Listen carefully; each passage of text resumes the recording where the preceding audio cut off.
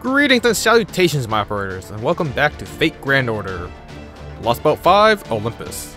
Last time, we basically figured out that the Grand Only run is kind of impossible.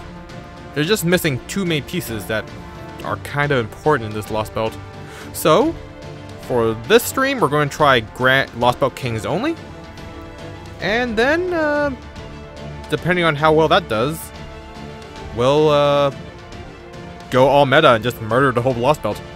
Because after screwing over my challenge runs, they gain no mercy from me. Alright, let's get to the story nodes. Section 5.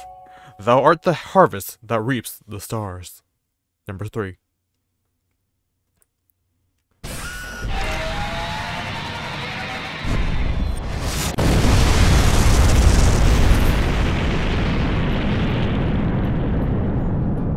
The skyscrapers are collapsing. Damn these Olympian gods! Not even my defenses can stand in the face of their assaults. They're about to break through every one of our defensive lines. Grrr! Assemble, my mass-produced mechanical soldiers! It's up to you to hold the last line of defense. Let them hear your roar, men! Even if we should vanish here today, the flag of freedom will still fly strong. Farewell, fellow Chaldeans. The rest is up to you now. Oh no! I finished the first two summoning positions. I'm so close to finishing more, but we just don't have enough time. If only we had a few more minutes, I could at least finish the third and fourth. I'm sorry, lady. If nothing else, we should have at least made sure you could escape. Addison's group has been fighting admirably. They clearly learned much from their experiences in the singularities. But I'm afraid this is as far as we go. We are truly, utterly defeated. The gods' lone strike will surely demolish this entire sector before we can deal them even a single blow. Maybe we threw caution to the wind too soon. Or maybe we never had any chance of winning at all. Damn it. Damn it. Mechanical Olympian gods, huh? They're the real deal. So, they might even know something about Mahatama. I know, but remember, they are the enemy of all proper human history. They may well be ships that cross the sea of stars to come here, my wise and beautiful Helena. But they are absolutely not the stars you look up to. Thank you, Mr. Tesla. You're very kind. It's the truth, lady.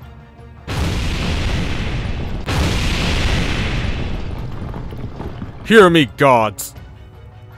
This world does not belong to you!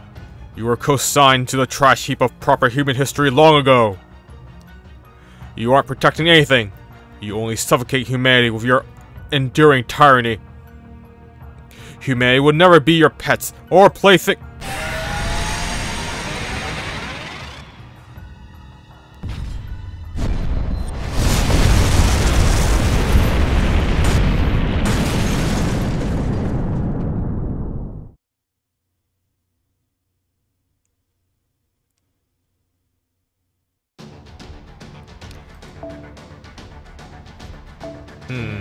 Single saber?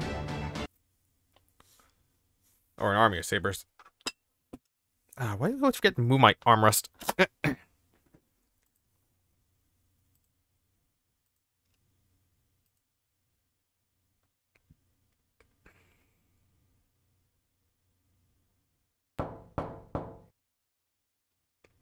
Is that you, Mash? Good morning. Good, you're already up. I hope you don't mind if I come in. Good morning, Senpai. Foo! Did you sleep well last night? Are you okay, Senpai? You look pale. I feel like I just had a really bad dream. Mash? Senpai. As a matter of fact, I had a bad dream myself. I think it's probably because we heard that all the heroic spirits that came to Olympus from Atlantis were wiped out. I think so too. Right. Still, they did leave us this hidden base for us. It should be more than functional enough for our purposes. And Musashi is here to help too, so it hadn't been a complete loss. Now that we've settled in here, we should report back to Director Gordoff. Our comm situation still hasn't improved, but at least we might not have so much interference down here thanks to the difference in atmospheric magical energy levels. Foo! Foo! Foo! Thanks, Fo. Foo! Come on, Senpai. Oh, Musashi and Holmes are waiting for you.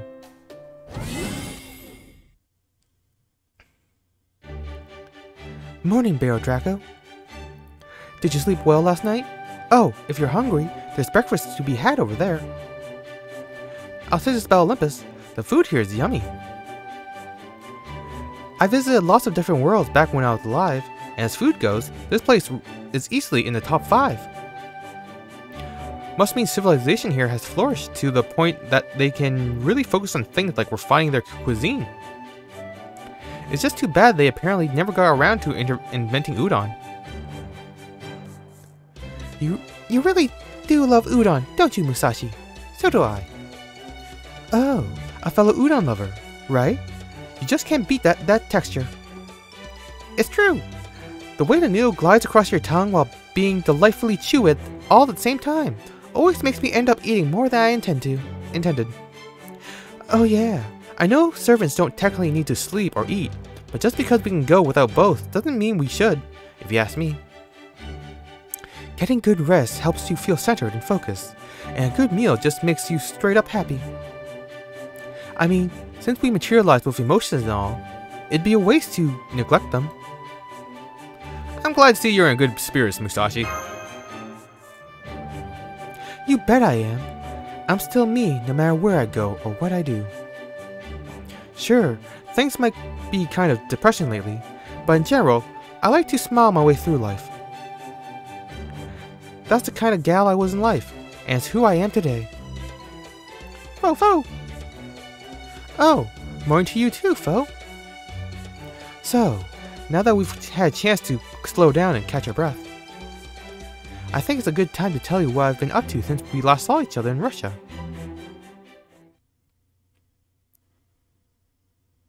First, just so we're all on the same page, I was able to meet up with you guys in Russia because of my, unique constitution. See, I was able to wander into neighboring worlds in life. I've always thought it was Lady Kano's guidance, though recently, I learned it's actually called drifting. So I think what happened was that I ended up drifting right before the world was wiped clean. When I drifted back a moment later, there was nothing left but a bleached white ground everywhere I looked. At the time, I thought I'd end up on some blank slate parallel world somewhere.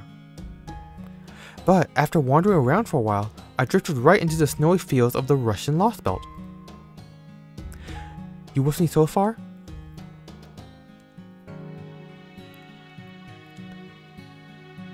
Yeah, that makes sense. Well, except for one thing. Right. Back in Chaldea, your drift was recorded as something similar to, in nature, to a ray shift. So my understanding was that you could only drift to different time periods in parallel worlds. Yep.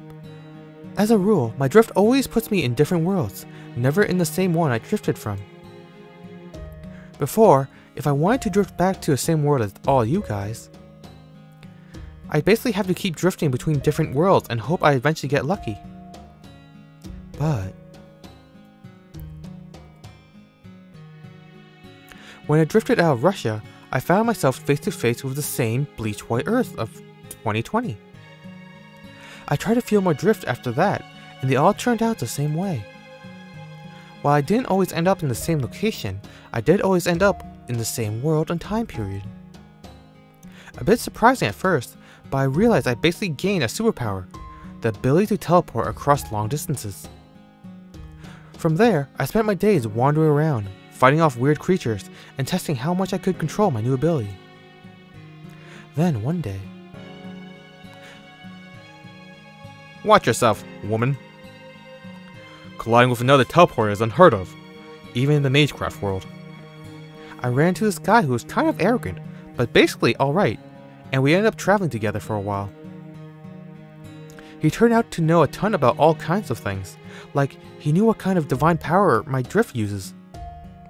And what happened to you guys after Russia? I'm not sure there was anything he didn't know.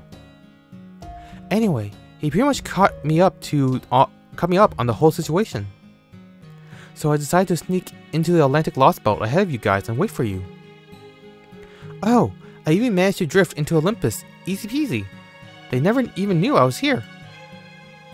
Unfortunately, my drift only works on me, so I couldn't bring the robe guy or any other heroic spirits along.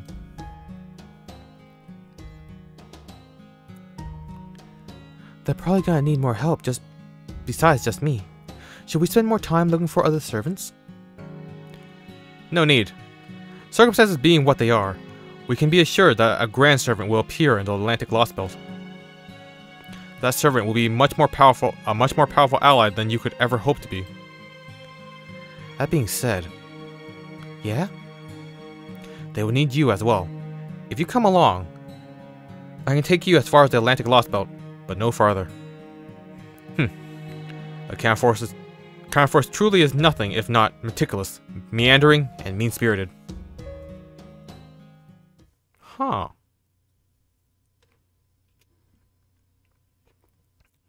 So basically, your self-warping powers really came through. Yep. I always used to think that this tendency to drift as a problem, so I'm glad it turned out to actually be useful for once. So, in exchange for no longer being able to race shift to different time periods in parallel worlds, you're now essentially able to freely teleport, at least to a certain extent.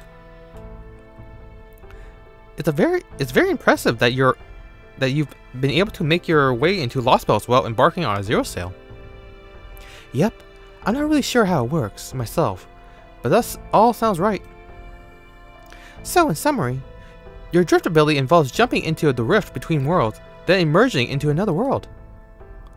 I think it's safe to assume that it still works the same way, since that will explain how you're able to get past the Lostbelt's storm walls.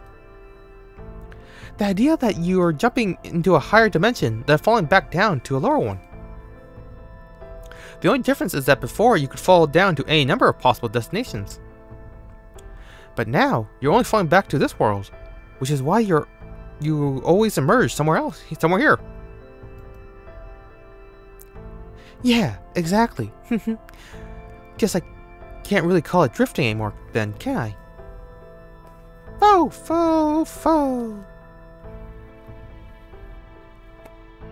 One last thing. Who is this robe guy you met? I'd like to know that too. Is he the rogue figure we've heard rumors about in the other Lostbelts? The ones who claims to be from Chaldea? Sorry, but I can't answer that. He made me promise not to. I still owe him for giving me food and shelter for a night, so I can't go back on my word. I see. Well, I'm so glad to know he helped you. Right, he did, didn't he? We may not know who he is, but we do know he sent you here to help us. And if it's thanks to him that we were reunited, he must be... He's gotta be on Chaldea's side. Yeah, maybe? I mean, it'd be great if that turned out to be the case, hahaha. Anyway, Bear Draco and Mash, there's something I want you to keep in mind. Yes, the heroic spirits who came here from Atlantis may all be gone now. But you still have allies here willing to risk their lives for you. So while it might feel like you're fighting all on your own sometimes, you're not. You may not be able to see it, but your home world of proper human history is still here to back you up. Yeah, there's always been someone around to help us. Hearing you say that is all the reassurance I need to know you'll be alright. Foe! Foe! Foe! Ah! Foe! I see you're raring to go too, Foe. That's the spirit. You're right. Motivation is key to success. And we're gonna need all the motivation we can get so we can sell things once and for all. What? Does saying it out loud scare you? Don't worry. We can do this. You guys already took out 2 of the gods. But we only managed to do that because we had so many servants helping us. Not to mention they all had enhanced their spirit origins using the Olympian gods Theos Kleronomia. On top of all that, they had to risk everything they had, and even then, we were only able to just eke out a victory. This isn't good, Mash. You've been bit by the cowardice bug. I don't know why it's the big there. Foe? A cowardice bug? Bugs like that need to be shaken off as soon as possible. So on that note, go ahead and Ortonax up, Mash. Huh? Go on. No need to be Moz. Musashi, is this really a good idea? Luckily, you can shake off the cowardice bug pretty easily just by getting in some exercise. Which means you'll be doing this too, whether you like it or not. That goes for you too, Mr. Detective. Don't think I don't see you watching over there. Good grief. It would seem Eastern Samurai intuition, especially at the Sword Saint level, is a frightening thing indeed. Holmes, should you be up and about yet? Oh yes, I'm quite alright, Miss Curiolite. In fact, I feel even lighter on my feet now than I did before we left the border.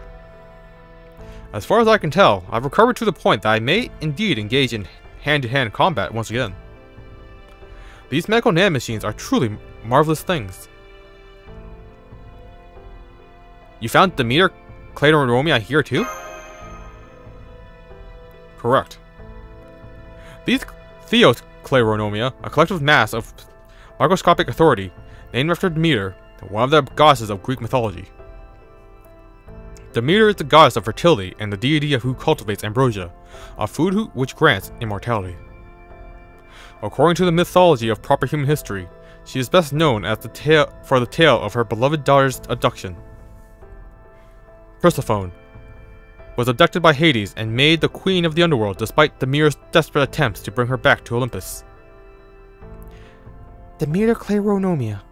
I remember seeing it once back in Atlantis, but... True, but the Kleronomia that were being kept here are far more effective than the Kleronomia we saw in Atlantis. We could bring some back with us to study later. I have no doubt we could. Okay, no more questions. It's time for morning training. Don't worry, Bear Draco. You can have breakfast as soon as it's all over. Senpai?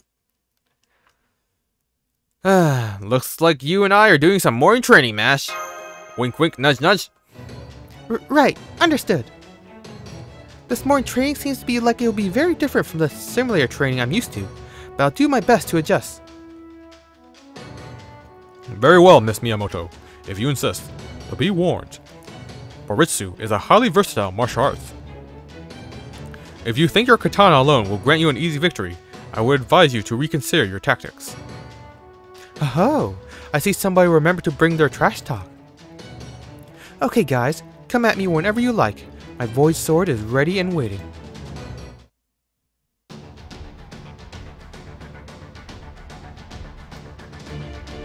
Okay, so that's optional. So I'm just gonna bring a Scatty. Scatty. And yep, this is all the current released Lostbelt Kings. Apparently Anastasia counts as one of them, so yeah.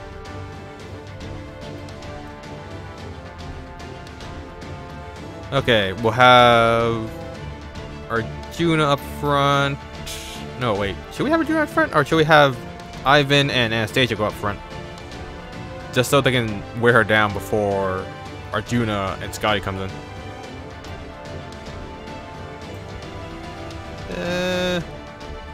Yeah, okay, let's go with this. And we'll have Queen, our Lord and Savior Queen, as the anchor.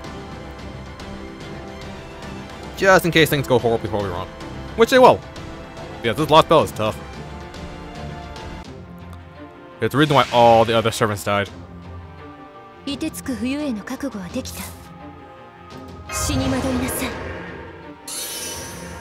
Oh. Okay. Ooh, Anastasia chain. I'm gonna not pop off Ivan's skill yet. So I'm just gonna use Anastasia to build as much MP as you can.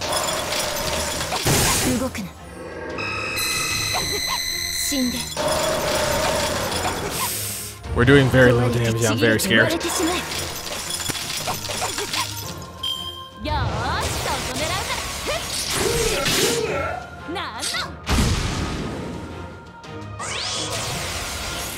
Why did she get that so early?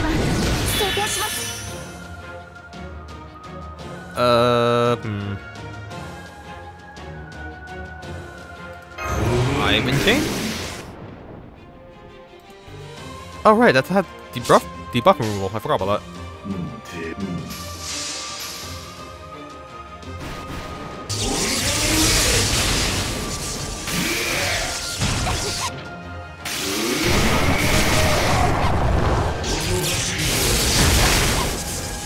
I actually really do enjoy using Ivan. I think it's really fun to use. 2 turns before the MP happens.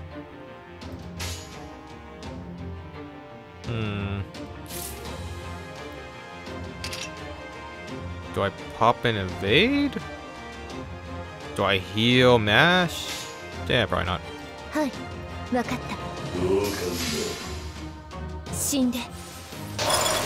The main issue is that Musashi's MP removes buffs. Like everything in this stage removes buffs.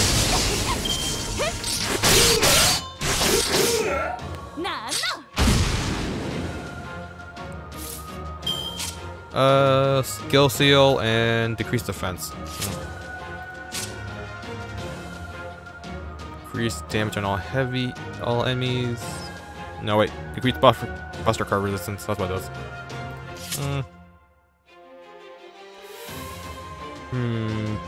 I do have a buster card in weight, so that's probably good. Does this drain MP? Increase Arts card, ignore invincible, and decrease debuff resistance. Okay.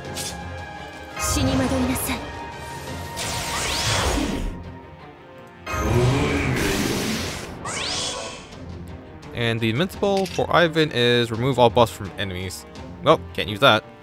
Decrease attack and apply invincible. Okay, we'll do that later. Okay, let's go VV into Ivan into a buster card.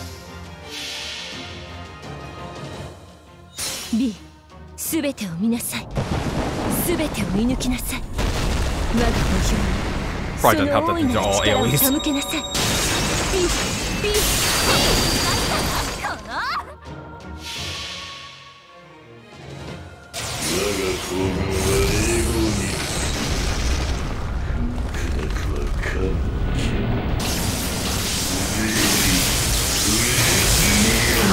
Ooh, Ivan did pretty decent damage for AoE. But we're taking a lot of damage though. Ooh, Matt's still alive, which means we can con. God, that killed her. I'm so sad. I also popped the invincible for Ivan.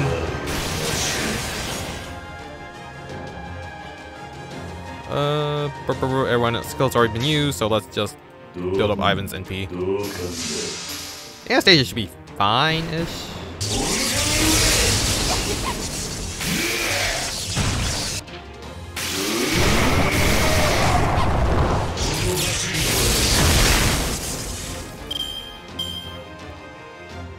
Okay,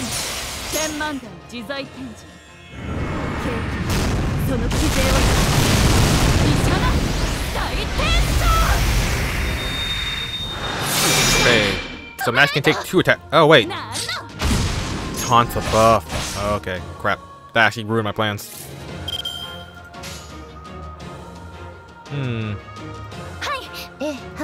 Yeah, I was really hoping that taunt stayed up, but I didn't realize it was part buff. So.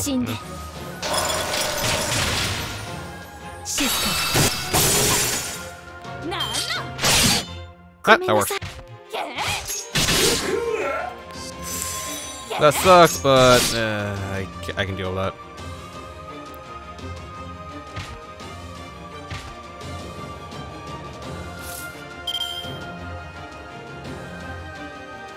Oh, we got an arch card. That's good. Oh, discard Juna's and yep. Let's do that later. Yeah, these are not skilled I want to pop right now.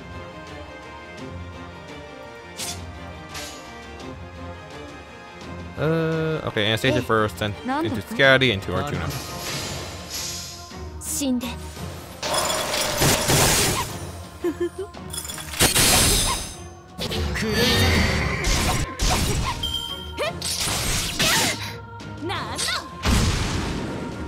Okay, we're still good, we're still good.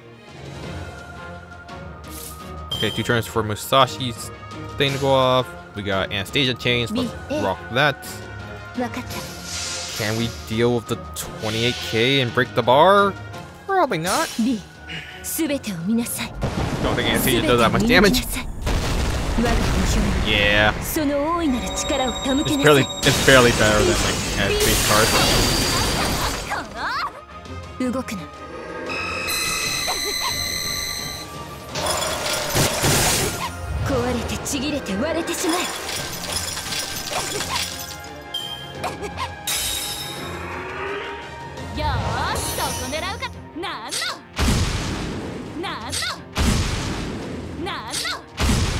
Okay.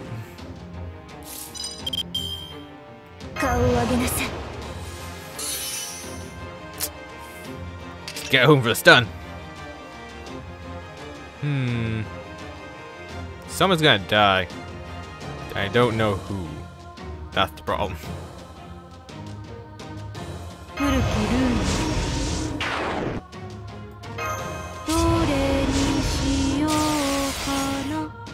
Well, the bright side is our Arjuna can survive. Something does happen.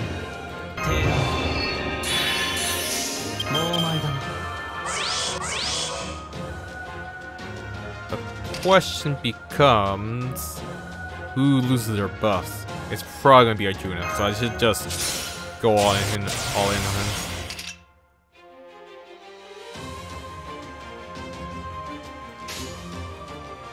Like, someone's dying either way, so I have a Buster Chain. Might as well use it. If we get lucky, we'll kill her.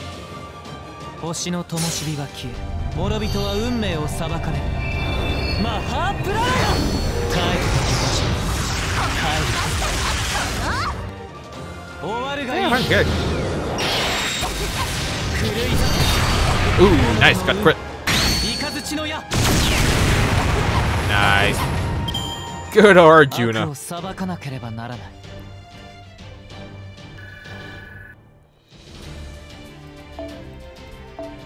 I didn't realize I used Ivan more than I used Anastasia.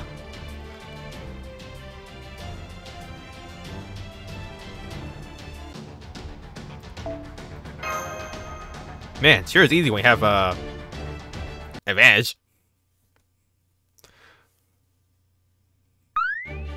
Food! Food!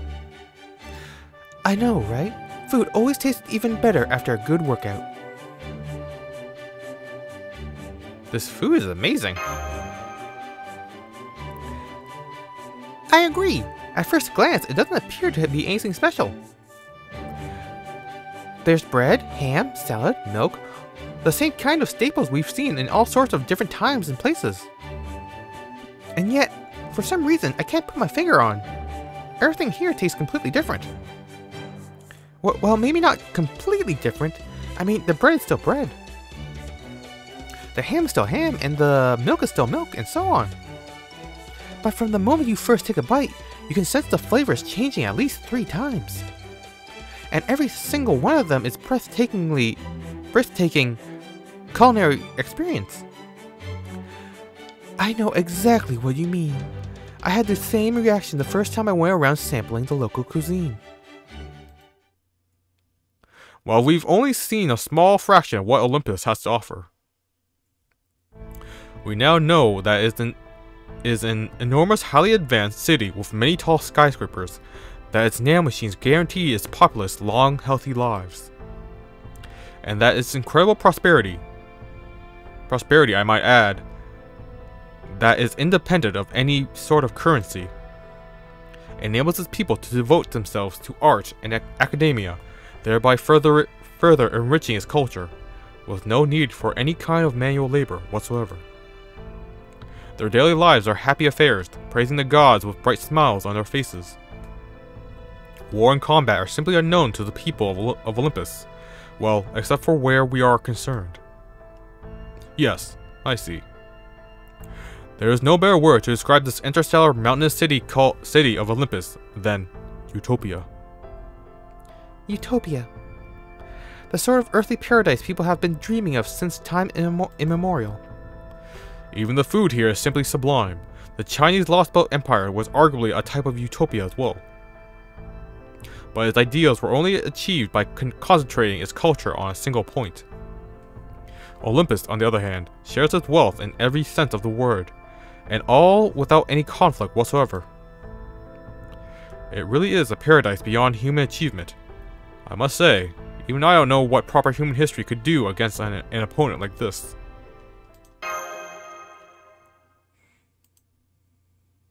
Fo. Hey, Holmes? Yes? Did you not notice Barrow, Draco, and Mash had only just cheered up? Did you really have to rain on their parade like that? Besides, as far as we're concerned, it doesn't matter whether this place is a utopia and amusement park, or a front for organized crime. You guys are from proper human history, which means this is a fight for your very survival. And the only way you guys are going to walk away from this alive is if you beat them before they beat you. Barrow Draco, you're here on behalf of all of proper human history. I know this isn't the kind of position you wanted, and that you didn't really get a choice, but there it is. And you've got enough in your udon bowl as it is without piling on extra toppings. Perhaps. But all that being said, Miss Miyamoto. Musashi? Thank you for worrying about us. I really do appreciate it. But it's okay. We need to know who it is we're up against. We need to know who the people of this Lostbelt are, even if we are attempting to cut their world off from proper human history again. We already decided that it would be wrong to avert our eyes from the effects of our actions. Wait, is that what this is about? Right and wrong and stuff? Huh? Fo? Huh? I mean, the key to walking away from a battle alive is to keep things as simple as possible, right? It's all well and good to worry about your opponent's circumstances, your own moral code and stuff.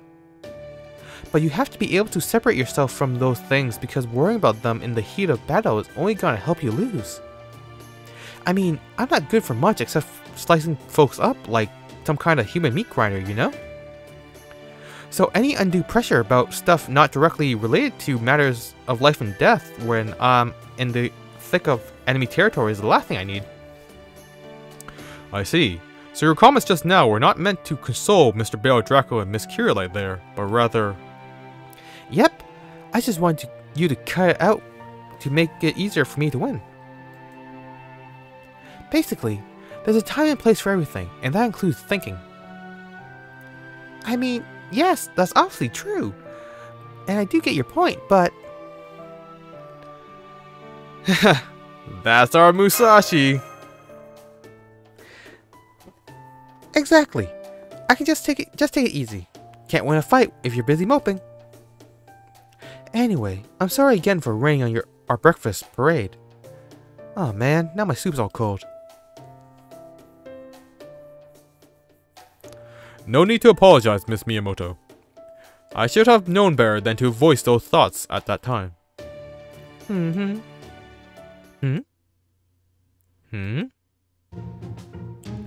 Hey, yeah!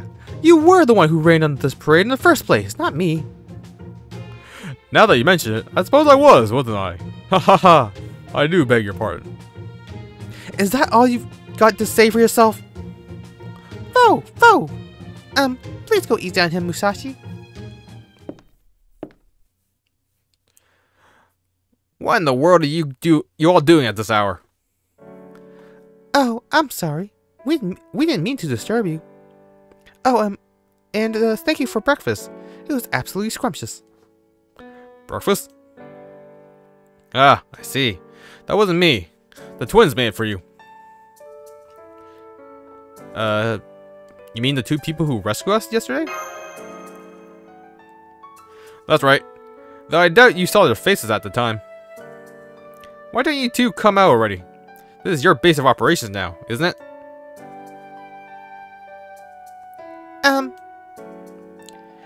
I'm glad to hear you liked the food. Were you able to get enough rest last night? We slept great. Thank you. Oh, good. I've never had guests before, so I wasn't sure if I did, a good job or not. Never mind that now, sister.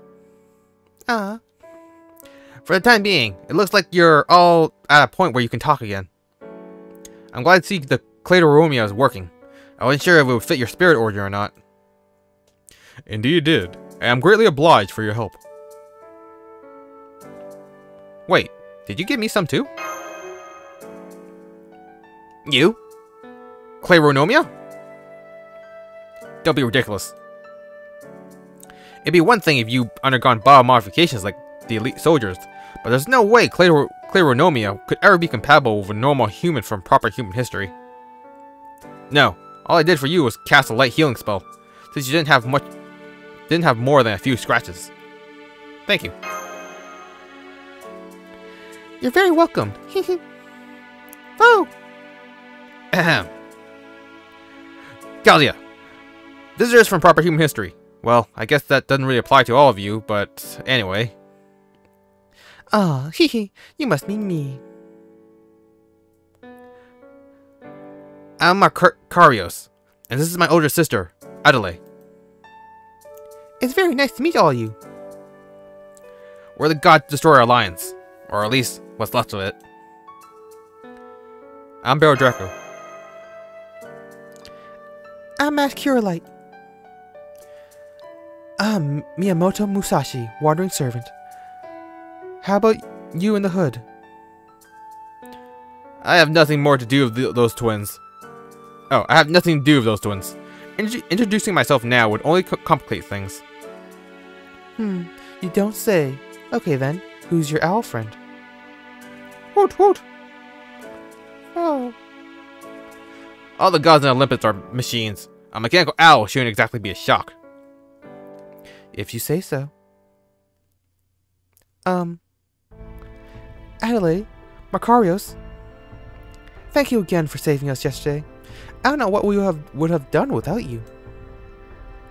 Are you, both from Olympus? Yes, that's right. We're both officially Olympus residents. We have citizen numbers and permanent ration cards, and we live our lives by the grace of the gods' blessings and protection. But the truth is... Not now, sister. Save it for later. They need to know what's going on before we tell them about us. Macarios? I said no. It's still too soon to tell them about us. Besides, Chaldeans, I'm sure there's someone else you'd all rather be talking to.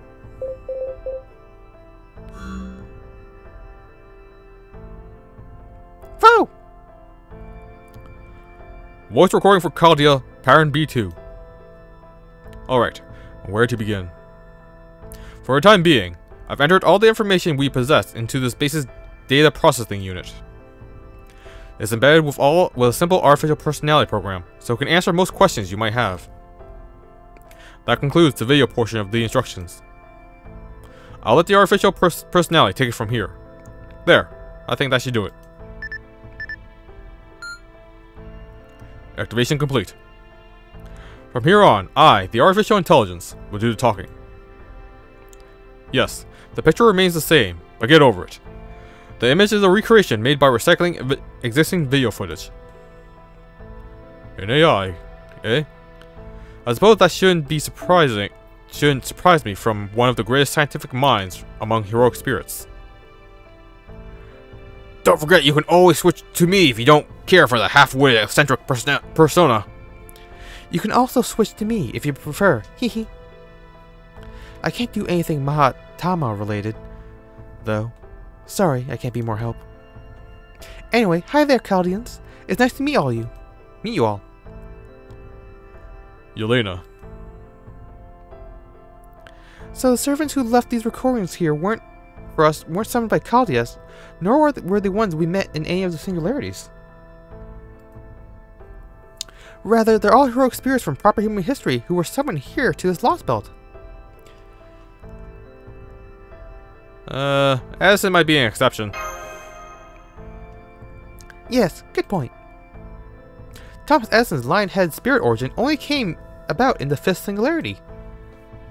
So he should still retain his memories of us, just like John Alter.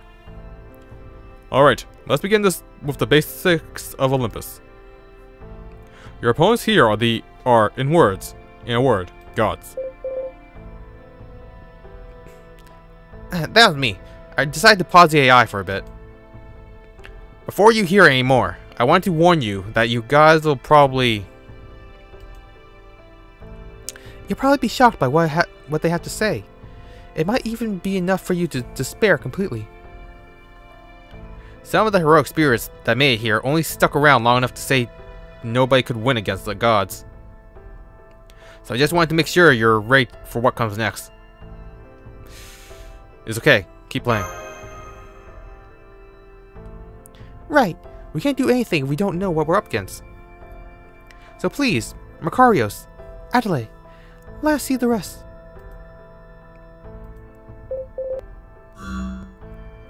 First, let's begin with the gods.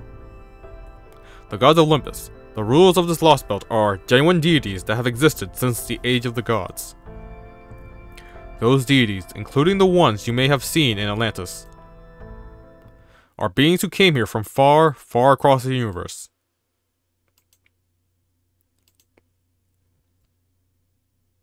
Fo! Fo! Fo! Fo! Fo! I trust Makarios and Adelaide are there as well. They, like all residents of Olympus, refer to the gods as Thoth. Deities who came here across the Sea of Stars, the Great Ones. The descendants of primordial chaos, the great systems of prosperity who bear the Cronus crown. And of course, the 12 Olympian machine gods. The Sea of Stars. We knew that these machine gods were interstellar weapons, but this is way bigger than I was expecting. I mean, huh? So, hang on.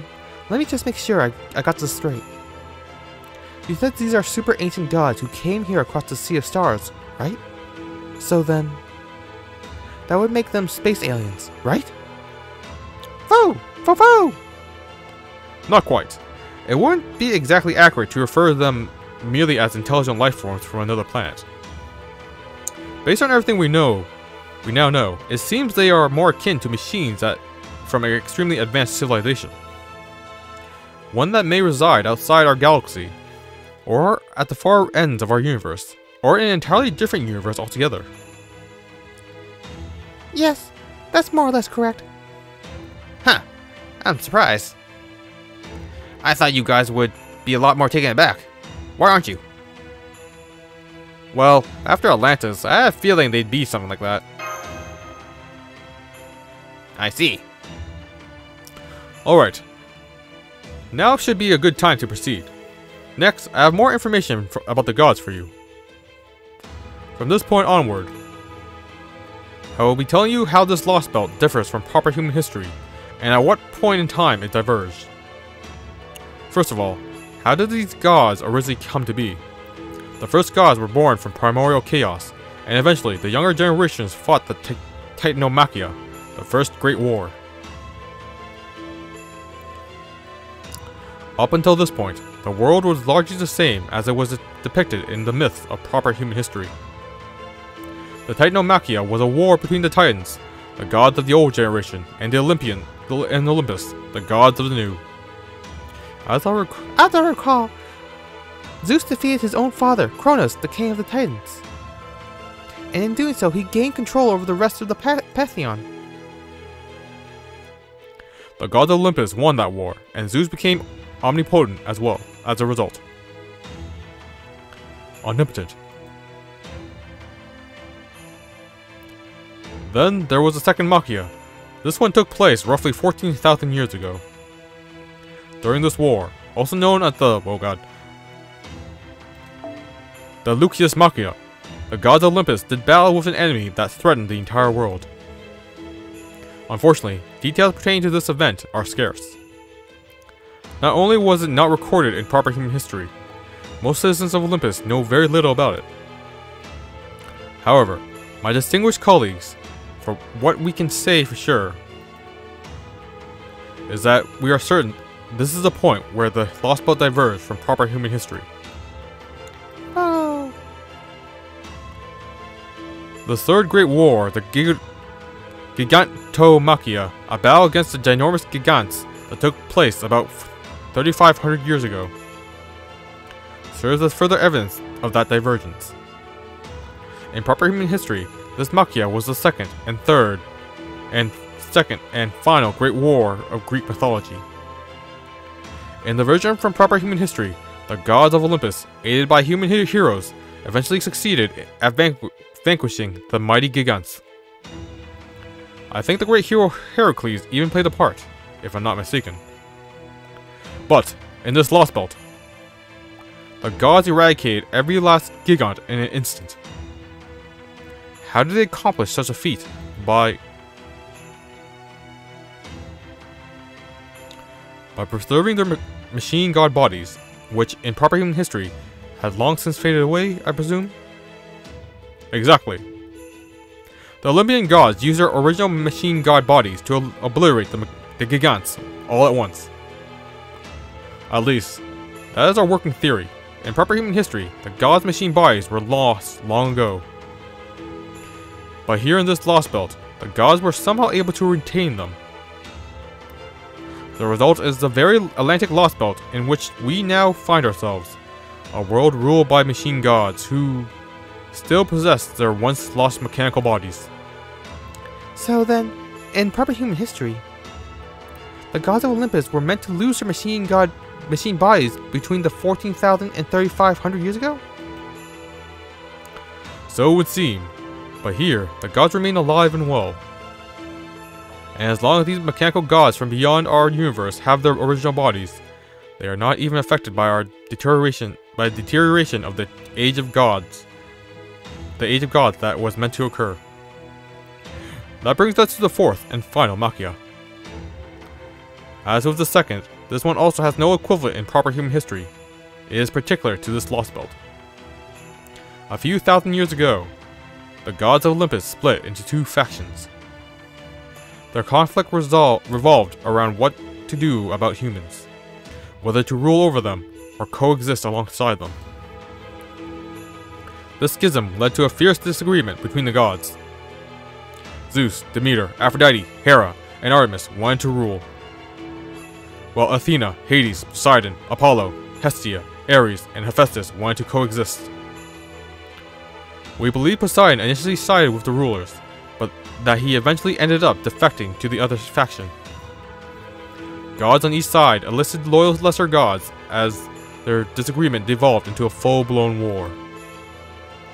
This battle went on to be called the Olympia-Machia, or the Great War of Olympus, as is known in Atlantis. Both sides fought fiercely, and the remains of the mechanical gods who were killed fell to Atlantis, where they formed islands.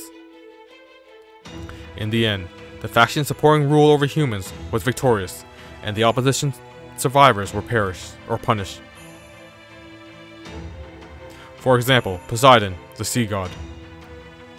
His divine core was rewritten, reducing him to little more than an automated defense unit to protect the Great Pit. And that brings us to today. The gods who emerged triumphant, and all four Machia continue to rule this Lostbelt, with the city of Olympus as their capital. Today, there are 5 gods who reside within Olympia Dodana, the great orbital shrine that makes up the center of the city. Zeus, the omnipotent god of the heavens. Europa, the divine queen who fused with the goddess Hera. Demeter, the goddess of the land.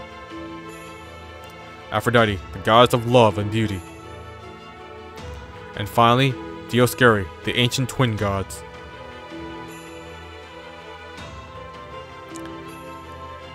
The Dioscuri! Not now, Macarius. Not now. Technically, the twin gods of Dioscuri are a divine spirit, which makes them neither living gods nor mechanical ones. They died once, and were transformed into a divine spirit. Who killed them, you ask? I wish I could say it was the God Destroyer Alliance, but it wasn't. No, their killer was a crypter, Kirstaria Wooddime. A mage? A human mage? Killed a god? After that, Kirstaria formed a contract with the Dioscuri, making them his servant. To be clear, he did not summon their divine spirit from the throne of heroes. He formed a contract with the genuine gods after they had been killed and reduced to a divine spirit. The Dioscuri are not among the 12 Olympians, but they are no mere lesser god either. They are one of the ancient gods who accepted Zeus as the supreme being. To be precise, they are a divinity that had been around since before the Titanomachia. From what we've been able to gather, they joined the pantheon by embidding of Zeus' divine blood, his Kleronomia. They are now considered children of Zeus, with a standing equal to Apollo in his glory days. And Kirstaria Wooddime managed to kill them. Hard to believe, isn't it? Haha! If only it was really as bad a joke as a sound. They should have stayed dead. Them, a divine spirit? What a load of crap. The Dioscuri are deranged. They don't deserve to be spirits, let alone gods. I agree. Please forgive my brother. He swore an oath to the late Athena that he would one day take revenge on the twin gods for the murder of our 100-odd fellow Alliance members. The Dioscuri are bloodthirsty maniacs, death incarnate, human killers. They killed almost all the humans who joined the God Destroyer Alliance. There are only a few members left now, including us. That must have been really hard for you. Oh, Well, Kallians? Why are you acting like that? Aren't you scared? We're up against murderous gods. Guys who actually enjoy going out of their way to slaughter people. And if that isn't bad enough, there's another guy out there strong enough to make them his flunkies. Just the idea of that... just the idea that you might have any chance of beating them is absurd. Yeah, it's absurd. We know some of the heroic spirits gave up and walked away when they found out how the Titanomachia ended. So what about you guys? What's your deal? Does the fact that you guys aren't more phased mean your world, proper human history, is even more messed up than ours? Stop that, Macarius. There's no way to speak to people we've just met. Oh. Sorry, everyone. I got a little out of hand there. But please, it's fine. Really, I don't blame you for being so taken aback. We've encountered so many different threats by now that I suppose our reactions must seem strange. Gods from another universe, mechanical gods with frightening powers. Twin gods who enjoy taking lives. Here's Tarya, who's strong enough to make those gods his servants. Every last one of them is a tremendous threat. Threats that we may very well not be able to deal with. And these revelations are shocking for us. It's tempting to despair in the face of such overwhelming odds. But, all that being said, we still have a job to do. Okay. I think I get it now. Yeah, that's it. I get what you guys are like now. You're just how Edison said you'd be. Haha. He was right after all. So you Chaldeans really are just a pack of weirdos, huh? Well, nothing wrong with that. You convinced me. I like you guys. Foe! So you get it now, huh? Well, that's great. They really are weirdos, aren't they? Foe!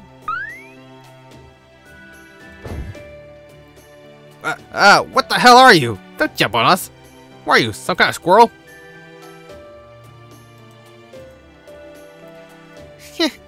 Look, Macarius, I think he likes you.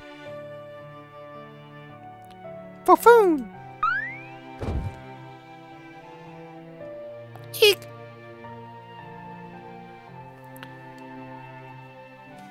Hey, get away from my sister.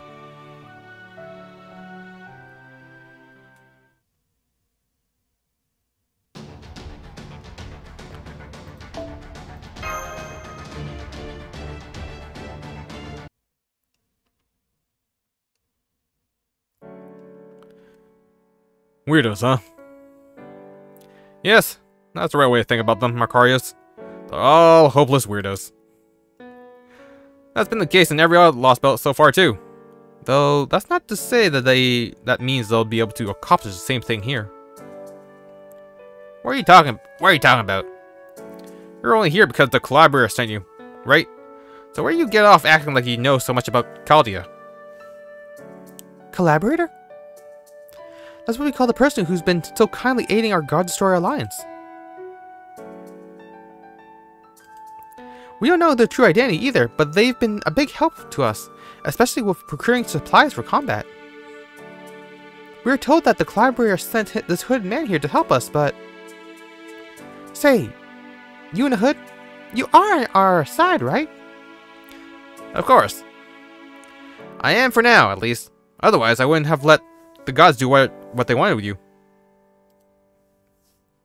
I'm an acquaintance of this collaborator you speak of, and on second thought, that's enough for now. Excuse me, I apologize if I'm off the mark with this, but are you... Kadok the Lupus.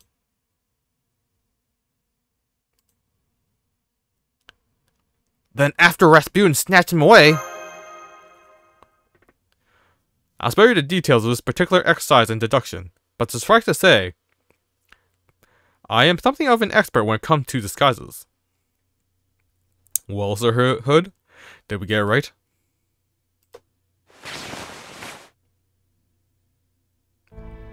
Kadok! Foe! What? Do you guys know each other or something?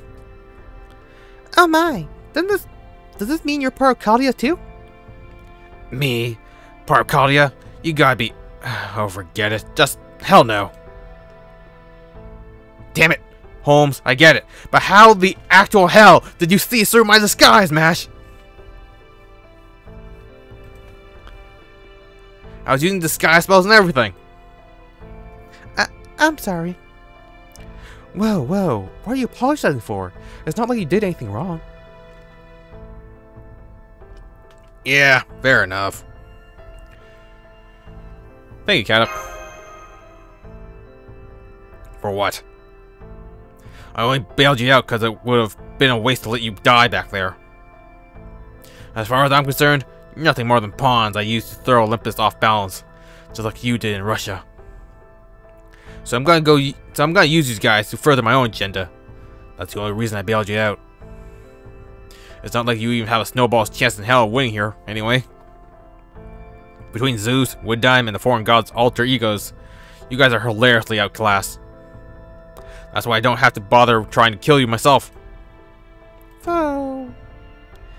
Kadok, as a former member of Team A myself, I'm not part of Team A anymore. I'm a Cryptor now. Hell, maybe I'm not even that anymore.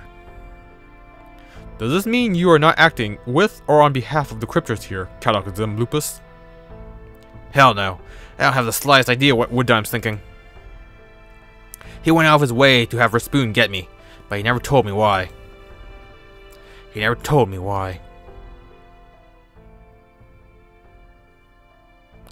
You may have lost your Russian Lostbelt, but that doesn't mean you need to enter another Cryptor service.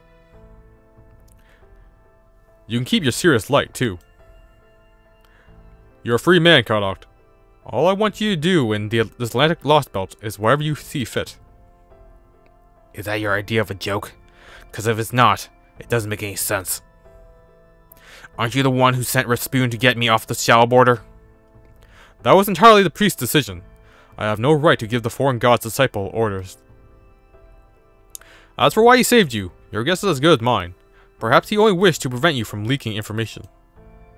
Yeah, well, there's not much I could have told them beside which Cryptor was where. None of us have any idea what the Tree of Emptiness are actually made of, or who the foreign god really is, after all. Of course not. The foreign god couldn't care less about any of you, after all. The foreign god isn't going to tell you anything, nor do they expect anything from you. They couldn't care less if you lived or died. Whereas the same cannot be said for me, as my every action carries the weight of the grandest expectation. Is that so? Well, excuse the hell out of me for being a third-rate mage. Huh? That's weird. What was that long silence about? It's fine, Kadok. Just get some rest for now. We won't have to worry about Kaldiash for the time being.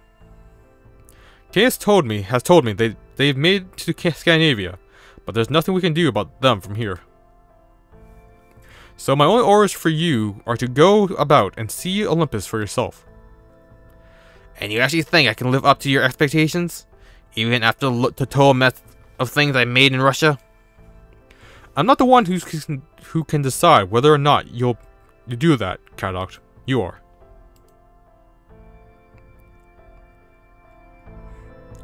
You might as well have told me not told me anything at all, for all the difference it would have made. So now, I'm just doing whatever the hell I want, just like he asked. That's part of why I'm here. And I'm gonna uncover the truth behind Zeus, and what Wooddime's really thinking. Oh? And what do you mean by the last part? I don't actually care what's going on here in his head, going on in that head of his, but it's not like I've got anything else to do. So I'm just gonna show that stuck-up aristocrat that things aren't always gonna go his way.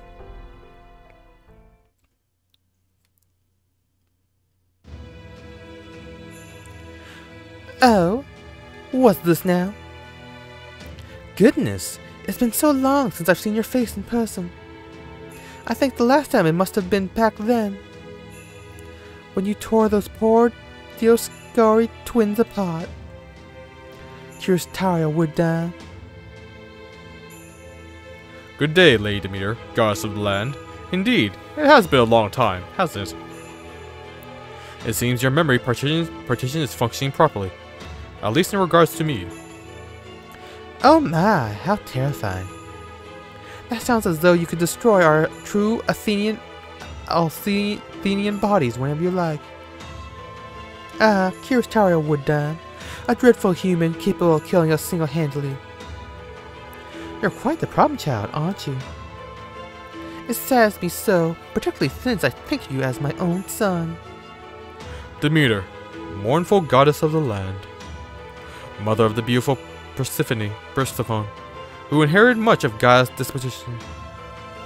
I urge you to share your boundless motherly love with humans other than myself.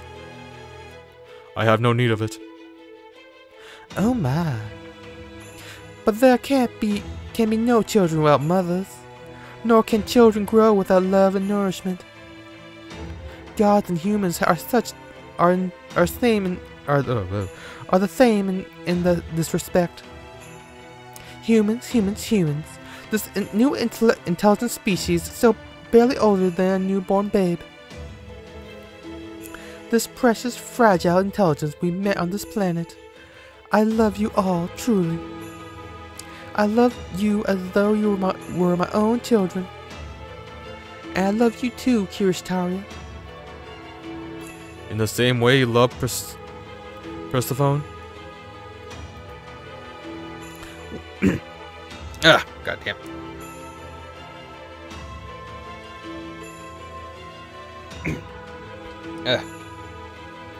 Why, yes. You know, Zeus is absolutely right. There's nothing that brings a mother like me more joy than to see her children grow up strong and happy. Which is why there's nothing I wouldn't do to make that happen. I would take an arrow for my children. I would gladly give up my body, my life, and my Ophelia for them, truly. Then I will take you at your word, Demeter, and trust that you truly bear a mother's love. As a matter of fact, Zeus's idea of restoration of mythology are closer to your own notions than mine. Kirishtaria, what are you saying? Do you mean that Olympus, the heart of our Lostbelt, is not the ideal you seek?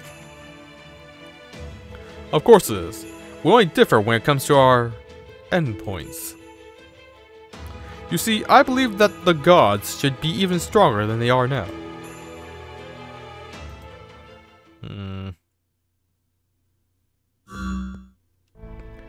Now, let me tell you one more thing. This is the single most important piece of information about the gods of Olympus I have to share. The king of this Lostbelt is Zeus, an all-powerful god who naturally still possesses his original mechanical body. He has existed ever since the Age of the Gods, just like Skaskadi from the Scandinavian Lostbelt. It looks like this is information we already know. Zeus, an omnipotent god who has continued to exist for a millennia.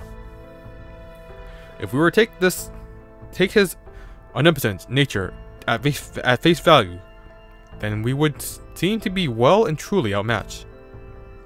And yet, Mr. AI, I cannot imagine that the electricity expert whose visage you now borrow would waste his time challenging an opponent whom he truly has no hope of defeating. Haha, you cut right to the heart of things, don't you? Still, I can hardly blame you for interrupting, Mr. Holmes.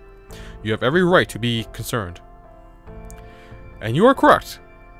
Your hope of defeating Zeus is small. Perhaps even infinitesimal, but it does exist. Zeus is truly almighty, but he is not truly omnipotent. Oh? Almighty, but not omnipotent? So, if I understand you correctly, then, while he can truly rule over many things, he doesn't technically rule over absolutely everything? You catch on quickly. Yes, that's exactly right.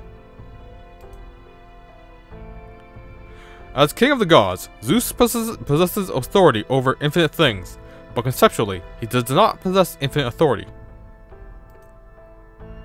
We believe that Zeus turned into a nigh omnipotent god by synchronizing all the Titans' authority with his own, followed by the many lesser gods' authorities, and ultimately even his fellow 12 Olympian authorities. That much, at least, we seem to be a matter of little doubt.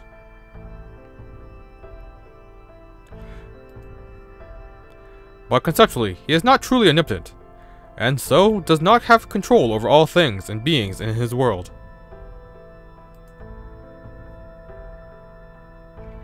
At least, that's our working theory. I see.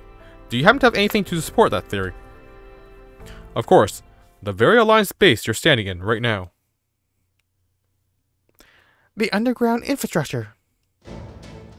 Precisely. A truly omnipotent being would have known about villains like us lurking underground the instant we set foot here. And yet, he has no awareness of this underground infrastructure. This is what's the domain of Hades, his fellow god, and he doesn't even bother to look at it.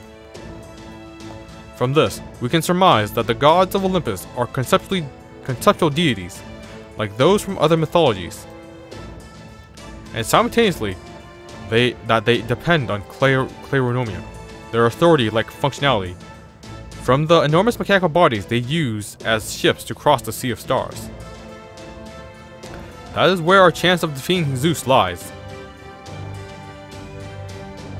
For if we are up against a nigh omnipotent king of gods with authority over infinite things, rather than a truly omnipotent god, then you should have a chance, however minuscule, of defeating him. Thank you, Mr. AI. This has been both informative and hope-inspiring. Foe! Alright, let's get back to business. Though that said, the only business that remains is the information we have pertaining to Zeus. The omnipotent king of gods, head of the 12 Olympians, and victor of all 4 Machia, has formed a contract with Taria as his equal. Well, bet you had no idea about that, did you?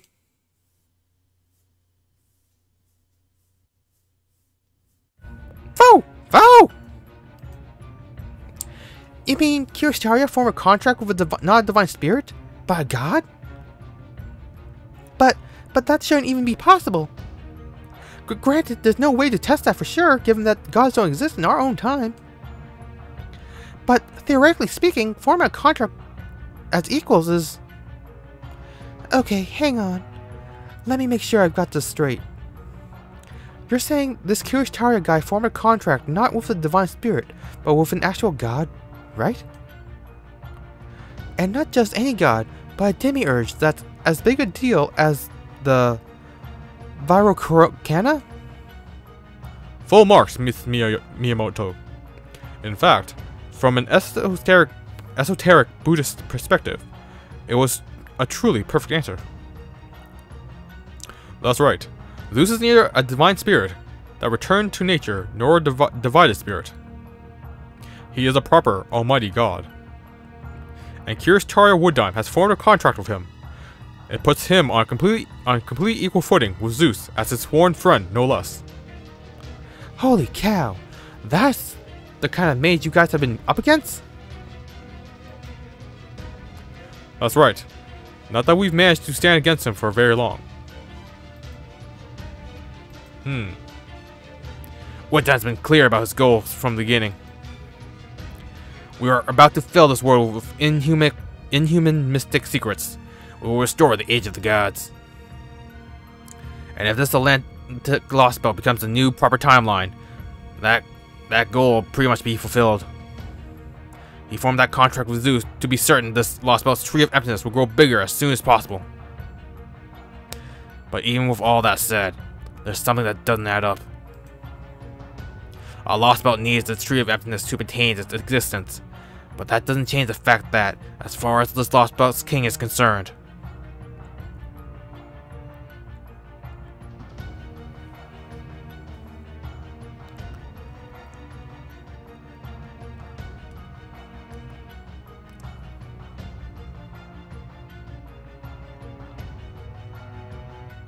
that Tree of Emptiness is something strange and entirely foreign. But Zeus had no problem with this. I'm sure he and Wooddime came to some kind of secret agreement about it. But at this point, I can't see what their endgame could be. Foe! Keep that furball away from me, would you? I never liked it even when I was at Chaldea. Foe? Easy there, Foe. It's okay. Phew. Alright, Mash. The last thing I have to tell you is, if you want to see Wooddime, you can find him in the Great Orbital Shrine, Olympia Dodana. That's where you'll find Zeus, too. where are you going to go now, Kodak? Who cares? It's none of your business. Alright, that's it for me. I'm getting out of here. I said everything I wanted to. I got everything I needed out of being the collaborator's lackey. I doubt we'll ever see each other again. That'll really depend on you guys. Karak.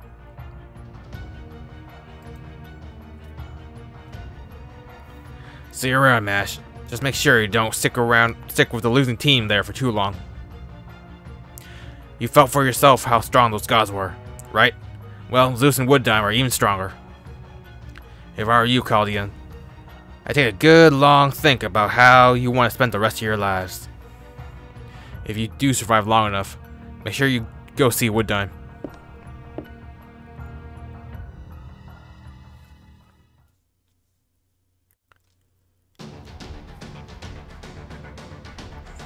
Alright, berserker time. Oh, I gotta close my window. It's like super cold now.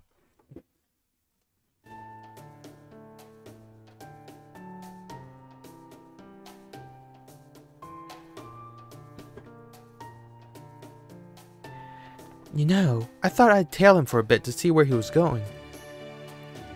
But he lost me pretty quickly. Too bad.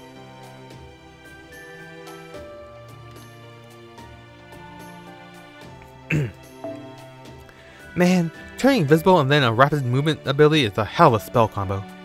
It might not technically be teleportation, but it sure feels like it. Maybe he's using a talismans and mystic codes this Kiritaria gave him or something.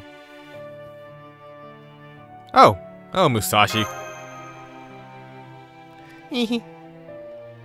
Incidentally, I attempted to tail him as well, with equally dismal results. Hahaha. I suppose we should have known he wouldn't make it easy for us. That being said, I believe the information Kadak Zumlupus shared with us is trustworthy enough to use in determining our next course of action. After all, he would have little reason to lie to us except for personal revenge. Well, while he certainly has cause to desire vengeance on us, taking into account his manner of speech, facial expressions, tone of voice, what he told us. We get it. Enough of the deduction stick already. Basically, we have to make our way to Kiritaria, just like Kadak said, right? And eventually, you guys have to cut down this tree of emptiness. These insanely powerful super beings that are the entities these super are defending. Okay, whatever. Boy, talk about playing on hard mode. This is gonna be a fun challenge. Foe! Since this collaborator person is good enough to support this underground society here, I figured it'd make our lives a lot easier if I could make contact with them. But it looks like that's not happening anytime soon. So, what's our next step? Great Orbital Shrine, Olympia Dodana. If that enormous floating building is acting at the gods and Kiritaria's base of operations, then our next step should be figuring out how we're going to get to it. We could try to get there in the border through a series of zero sails, but even if Zeus' Thunderbolts somehow missed us while we were preparing, it wouldn't take long for the other gods and soldiers to overwhelm us with sheer force of numbers.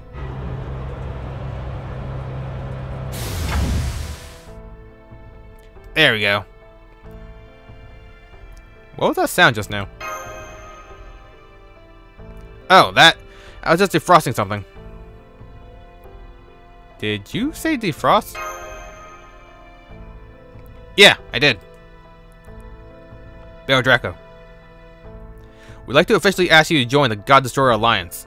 We want you to come fight with us. We want you to go to the Great Orbital Shrine to Olympus. You want to go to the Great Orbital Shrine, right? And you need to cut down the Tree of Emptiness, Magellan. That's even further past it, right? Then we should be able to help you with both goals. We have ways of traveling through airspace here. Furthermore, the Great Orbital Shrine is the God's throne. It's forbidden for humans to set foot in there. They won't let you in without a fight. But then, you're going to have to fight the gods anyway. That's true. which is why I hope I can count on your help. We will. Magellan, another galaxy name, though I had suspected as much. We'd be honored to help you. Oh, I just had a thought. Why don't we take this occasion to celebrate? Oh, a celebration. Do you mean yummy food? That's right. I made a pretty simple breakfast, but for a special occasion like this. Sister. Sorry to interrupt, but I need to use this thing while it's still freshly frosted. Oh, huh? Oh, I see. Yes, you do, don't you? Huh. So no yummy food just yet, huh? Bummer. Oh yeah, that thing you defrosted. It's something you might have seen before. Here it comes.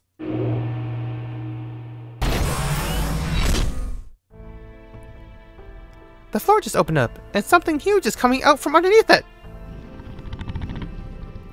Oh-ho. Huh? It looks just like the hostile enemies we've encountered in Atlantis a number of times. It's a steel chimera, an autonomous weapon made out of high purity claronomia. It used to serve the gods, but after Edison and Tesla made a number of adjustments to it, and Miss Blavatsky cast a spell to tame it, and now listens to us. It does a very good job, too. Namea, sit! As you can see, it's now this Alliance's base's trusty guardian. So, next up, we're going to use it to see how strong you guys are. I trust you're okay with that. Yep, figured something like this was coming. Oh, no you don't. Where'd all that big talk from earlier go, huh? Surely you're not about to say your Baratsu is no match for a little demonic beast, are you? Of course it is. I said Baratsu was a highly versatile martial arts. I stand by that, but that doesn't mean that using it to fight a creature like this is quite simply a pain in the posterior. Ah, you two really get along, don't you, huh? Anyway, we can back you guys up with artillery mystic codes, but we don't know much when it comes to sword fighting. It's true. So we were hoping we could count on all you to handle the melee combat, if you don't mind. Hey, you'll be fine, right, Mash? I mean, you got that giant shield and everything. Me? You're hurt, Mash. Battle positions. Right, Master. Just give me a few minutes, please, if y'all wouldn't mind.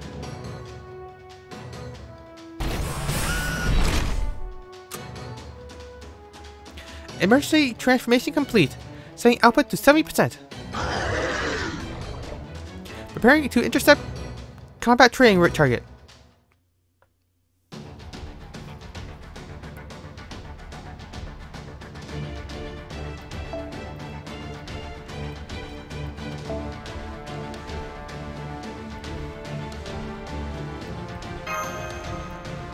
Alright, let's see how we do against this single Chimera. Will I have a break bar? This shouldn't be too bad. Oh god, there are 3 of them.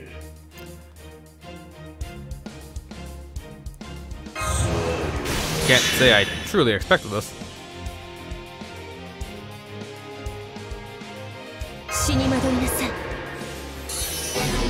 Oh, still actually worked.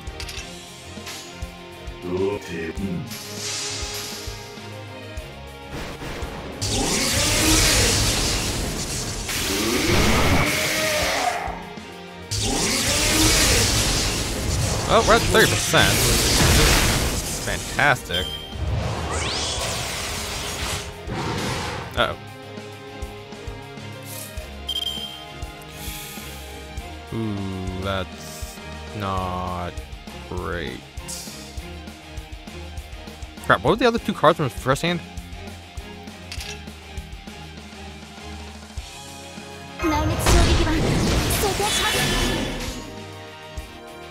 Okay, we'll go up and then end up Anastasia. Just so he gets MP.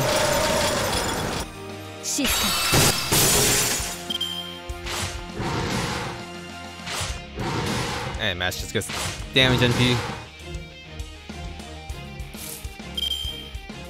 Yeah, okay. Yeah, that's not good. So we're probably taking like full damage during this turn.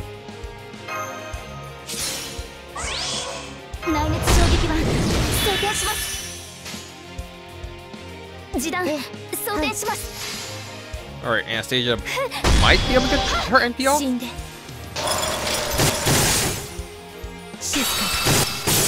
Whew. Just barely enough. Interesting. Okay, let's go over with Arch Chain.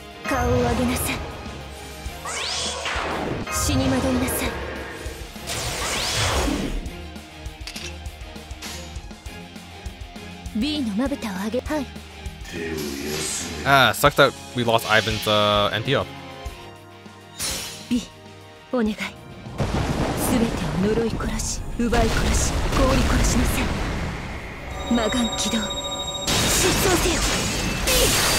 Nice. Boy.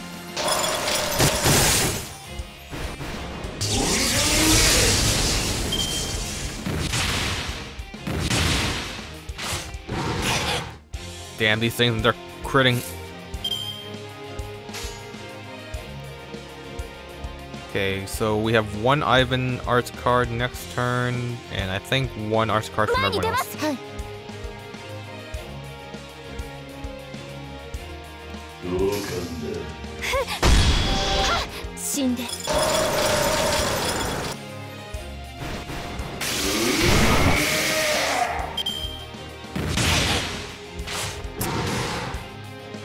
Man, they are not targeting Ivan. Yeah. Oh! Okay, Anastasia has 2 Ars cards, but I don't think she's gonna survive this turn.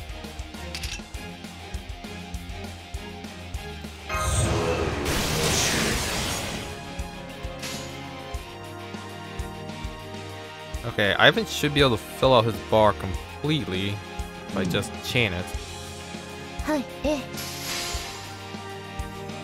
Yeah, he should get the fix of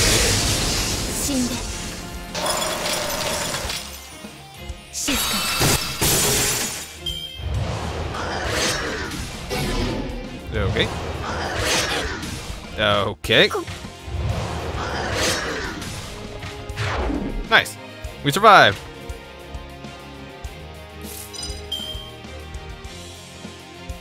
Well, that's not great.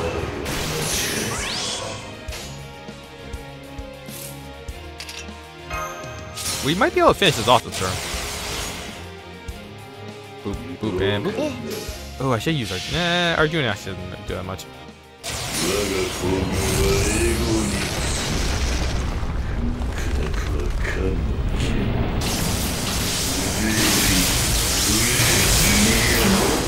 Ah, still alive.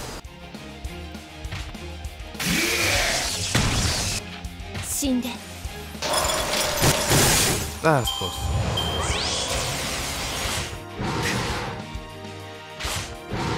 Oh, now they finally hit Ivan. 2%.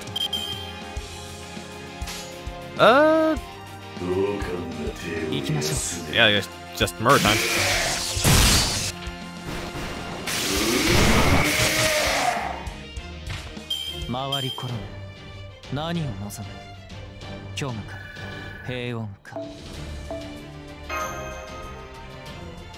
So nice when there's no buff removal.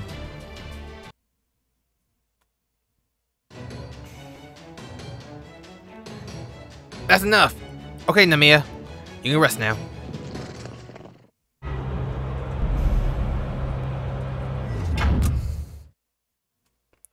The steel chimeras are going back into the underground storage hangar. The battle's over, Master.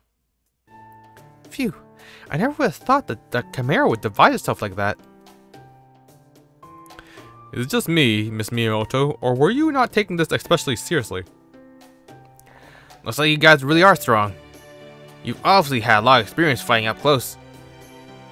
That means you ought to be able to go toe-to-toe with the Royal Guard. But still not enough to beat the gods. So we're going to use Tesla, Edison, and Blavatsky's parting gifts. That's right.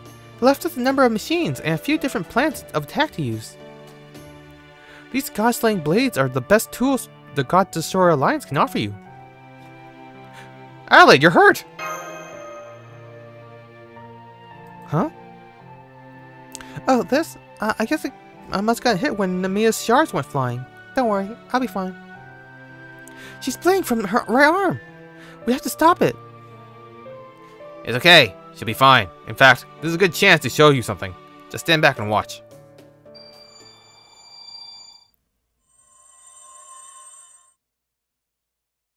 Your injury is healing itself. It still hurts, but the wound is gone now. By tomorrow, there won't be a trace of pain left. So it's really okay. You don't have to worry. So You can burn us, shatter us, tear us apart. It doesn't matter. We'll always get back to our perfect forms. That's right. We never change, no matter what happens to us. Any injury we suffer heals itself. That's how it's been. That's how we've been remade. Thanks to the ambrosia, to the mere claironomia they regularly give us to maintain our bodies. No citizen of Olympus will ever get sick. We're practically immortal now. No one can die, no one can kill. The gods are the only exception. They're the only ones with the power to kill us. Huh? I'm sorry. I think I may have misheard you for a moment ago. Did you just say you were practically, Immortal. Yes, Miss Heroite, he did indeed say that. I presume that means that as long as God's authority remains, you and the other people of Olympus will even come back from death? That's right. Come back from death. Immortality. The one thing that humanity has continued to long for since time immemorial. The ultimate goal of countless technologies, not to mention magecraft. And here, it's just a fact of life. Just how advanced is the Olympian civilization compared to ours? So every injury anyone gets heals automatically, and they never even have to fear death. It's damn impressive, that's for sure. I can't even imagine what it would be like to live like that. Foe! I knew the city had achieved long, healthy lives for its citizenry, but I never would have thought it had also found a way to bring them back from death. Never mind Utopia. This place would seem to be more akin to heaven, our collective idea of blissful life after death. It almost strikes me as a calculated plan to forcefully evolve all of humanity into the realm of gods. Good gracious. I can only imagine the look on Qin Shi Huang's face if they were to hear about this. So, if Olympians can even come back from death, does that mean that soldier we fought is still alive?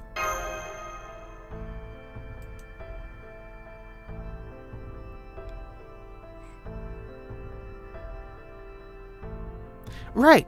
Now that you mention it, that reserve soldier we first fought after the alarm was sounded was... He was dead. I killed him myself. But now that you mention it, there was something strange about it. Even after I dealt the killing blow, I didn't feel as if I really won. I guess him not actually dying will explain it. He didn't die. None of us can be killed here. Inflicting death is a power only the gods have. By this point, that soldier will have come back to life and started thinking up ways to get his revenge. While we're on the subject, I might as well tell you this too. Even if we stop taking ambrosia, like me and my sister have, the clairomia inside our bodies will continue to function. So we'll always be like this forever. Forever? Foe? That's right, forever. Immortality is, well, eternal. Ever since that day the gods bestowed ambrosia to us eons ago, we've always looked exactly like this.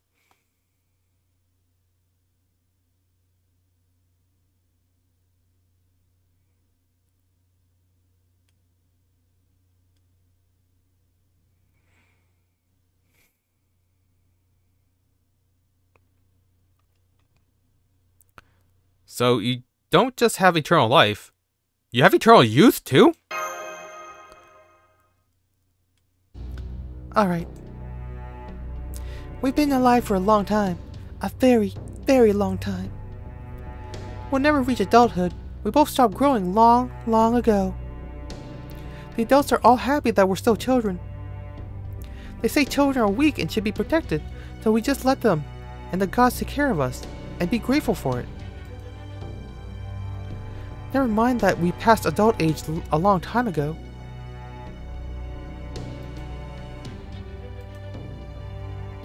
Now I see.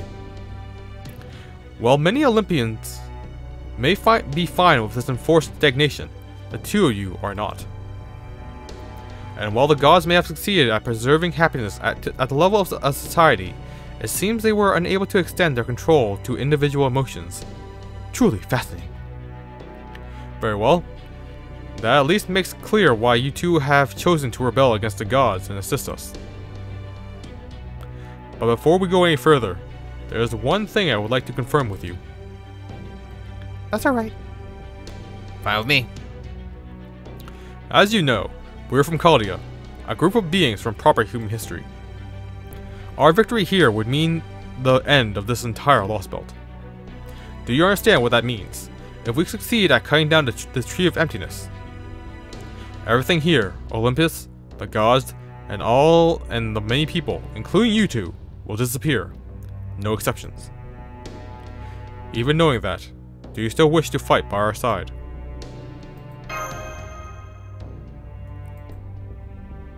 Oh. Yeah, we do. We don't need to keep living the same day over and over forever. We want to see a new tomorrow. Even if it means that we end up dying for it. Oh no. Please, don't be sad, Mash. We spent entire centuries thinking this through from every possible angle. And this is what we decided. We want to see tomorrow. A real tomorrow. A day that's different from the one we came from before. Something more than just another today. We've already lived more than enough for countless lifetimes. Do you have any idea how old I am? Well, I remember everyone in Atlantis had a lifespan of at least a few hundred years. So I guess maybe twice that? Or several times that? A few hundred years, huh? The gods' protection must have worn pretty thin for them. I'm jealous. Back during the fourth Machia, we were actually supposed to go to Atlantis ourselves, along with the other people who supported the faction that wanted coexistence between gods and humans. But what happened was, we missed the last boat, and now we'll never have another chance, since the gods don't allow any of us to leave the city. Whoa, hold up. The fourth Machia was a war between the gods. Didn't that happen something like several thousand years ago? So you guys are saying you're a few thousand years old? No, we're not. I'd say we've been alive for about 10,000 years. Huh? That's right. 10,000 years plus a few centuries. 10,000? Oh!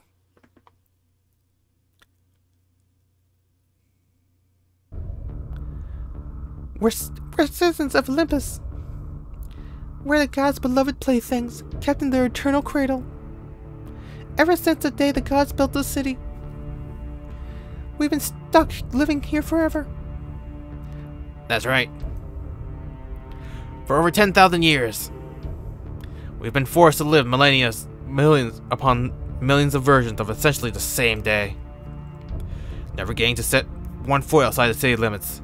Never getting to grow or change. For 10,000 years, we've been utterly stagnant.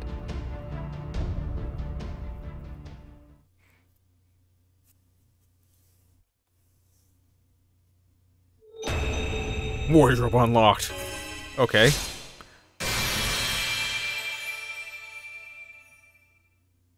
What changed exactly?